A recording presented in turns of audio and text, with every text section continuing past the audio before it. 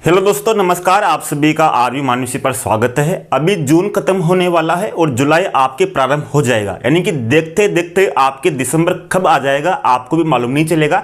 यानी कि मैं बात कर रहा हूं आपके संस्कृत विभाग में आगामी होने वाली परीक्षा पर, यानी कि आपके 28 दिसंबर से संस्कृत विभाग की परीक्षाएं आयोजित होने वाली है। इसकी एग्जाम डेट भी बहुत पहले ही घोषित की जा चुकी है। यानी कि अगर मैं यहाँ पर बात करूंगा मुख्य रूप से SST के विषय पर, यानी कि SST विषय पर बात करें तो इस बार आपके कुल मिलाकर आपके 65 पद है। कितने? 65 पद है। अगर मैं बात करूं यहां पर आपके 2018 में कुल मिलाकर आपके 120 पद थे और 2016 की बात करें तो 2016 में भी लगभग आपके 65 के लगभग पद थे, यानी कि पद उतने ही रहते हैं। और आवेदन की बात करें तो इस बार आपके जो आवेदन आए हैं वो 1,74,000 आए हैं, यानी कि 1,74,000 अभ्यर्थियों ने इस बार SST में आवेदन किए हैं। अगर कुल मिलाकर बात करें तो इस बार कुल मिलाकर आपके 5,66,000 के लगभग अभ्यर्थियों ने आवेदन किए हैं, जिसमें से प्रथम स्थान पर है SST और दूसरे स्थान पर है हिंदी। हिंदी में बात करें तो हिंदी में कुल मिलाकर 1,30,000 के लगभग अभ्यर्थियों ने आवेदन किए हैं। लेकिन अगर आप यहां पर देखो तो 1,74,000 आवेदन में से 1,74,000 आवेदन में से अगर आप देखोगे तो SST में अधिकांश अभ्यर्थियों की हिंदी भी होती है, अंग्रेजी भी होती है या फिर उनके संस्कृत भी होती है। तो लगभग अधिकांश जो अभ्यर्थी होते हैं 50-60% अभ्यर्थी वो दूसरे विषय से भी आवेदन करते हैं, यानी कि जैसे मान लीजिए किसी के SST है तो उसके हिंदी भी हो सकता है। तो यहाँ पर कुल मिलाकर बात करें तो यहाँ पर 1,74,000 जो आवेदन दिख रहे हैं इनमें से लगभग आपको देखेंगे तो बहुत कम अभ्यर्थी यहाँ पर तैयारी करते हैं। अगर मैं यहाँ पर आगे बात करूं तो आपके लगभग अभी जून चल रहा है, जून खत्म होने वाला है, तो जुलाई से लगभग दिसंबर तक लगभग आपके 6 माह बचे हैं और आपके 28 दिसंबर से आपके एग्जाम प्रारंभ होने जा रहे हैं। ठीक है, अगर यहाँ पर मैं आपको सामने एक बार स्पष्ट कर दूं कि आपको तैयारी किस लेवल पे करनी होगी, यानी कि आपका सिलेक्शन कब हो सकता है, तो यहाँ पर मैं आपको 2016, 2018, 2022 यानी कि 3 सालों के कट ऑफ आपके सामने प्रस्तुत कर रहा हूं। यहां पर आप देखना, अगर मैं यहां पर बात करूं तो यहां पर मैंने जो कट ऑफ दी है आपके सामान्य शिक्षा विभाग की दी है। सामान्य शिक्षा विभाग और संस्कृत विभाग दोनों अलग अलग है, लेकिन कट ऑफ की बात करें तो आपकी कट ऑफ जो जाती है संस्कृत विभाग में उस सामान्य शिक्षा विभाग के बराबर ही जाती है। यहां पर 5 कैटेगरी है। एक तो है जनरल कैटेगरी, एक है आपके EWS, एक है आपके OBC, एक है आपके SC, एक है आपके ST।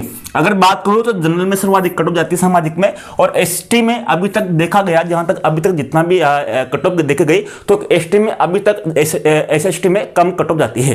तो यहां पर 2016 की बात करूं तो अधिकतम कट ऑफ जनरल की 324 और ST की 274 गई थी। कब? 2016 में। अब 2018 की बात करूं तो जनरल की गई थी 281 और ST की गई थी 227। इसी तरह 2022 की बात करूं तो 2022 में जनरल की कट ऑफ गई थी 313 और जो ST की गई थी 240।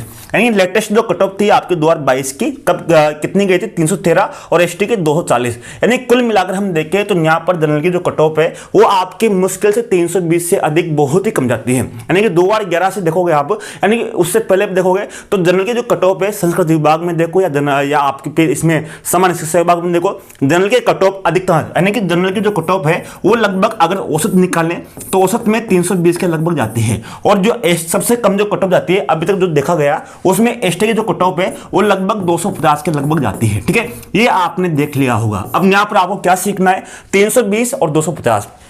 अब मैं आपको यहाँ पर कुछ चीजें बताने वाला हूं जिसको आपको समझना है। अगर मैं बात करूं तो आपके 320 कट ऑफ जा रही है। किसकी जा रही है? आपके कट ऑफ 320 जा रही है। कितने अंकों में से? कितने अंकों में से? कुल मिलाकर 500 अंकों में से कितनी जा रही है? आपके 320। 320 का मतलब क्या हुआ यहाँ पर आप देखना। अगर मैं 320 का मतलब है कि 320 का मतलब है कि आप 5 से देखोगे तो आपके आएगा 64, यानी कि लगभग आपके 64%, यानी कि 500 में से 320 का मतलब है कि आपके 64%, यानी कि आपको 64% लानी है। कितनी परसेंट लानी है आपको?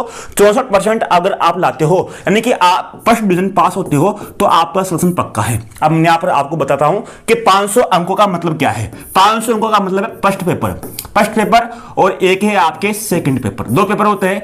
फर्स्ट पेपर में कुल मिलाकर आपके 100% आते हैं। कितने परसेंट आते हैं? 100%। और सेकंड पेपर में आपके 150% आते हैं। ठीक है, 150%। अगर 100% का मतलब है कि 1% आपके 2 अंकों का रहता है। कितने अंकों का? 2 अंकों का। ये भी आपके 2 अंकों का रहता है। तो 100% का मतलब है कि 200 अंक तो यहां पर हो गए आपके, और आपके 150% का मतलब है कि 300 अंक आपके यहां पर हो गए। ठीक है, यानी कि एक पेपर आपके 200 अंकों का, दूसरा पेपर आपके 300 अंकों का। यानी कि माने कि आपके 500 अंक है, 500 अंकों का मतलब है कि आपके 250% कितने 250% हुआ। और इसी तरह देखें तो 320 का मतलब क्या हुआ, 320 का देखो तो 320 का मतलब हुआ कि 160%। यानी कि कुल मिलाकर आपको यहां पर देखना है कि आपको 250 प्रश्नों में से आपको 160% सही करने हैं। अगर आप 160% सही करते हो तो आपका सिलेक्शन पक्का है। अब यहां पर आप देखो आंकड़े देखो, यानी कि आपको यहां पद नहीं देखने, आपके कितने पद हैं कितने क्या है कुछ भी नहीं देखना, आपको यही देखना है कि आपके कितने प्रश्न सही करने हैं। आपको 250 प्रश्नों में से कितने में से आपको 250 प्रश्नों में से आपको 250 प्रश्न रहेंगे आपके पास, और 250 प्रश्नों में से अगर आपने 160% सही कर दिए तो आपका सिलेक्शन पक्का है। ये बात समझनी है आपको।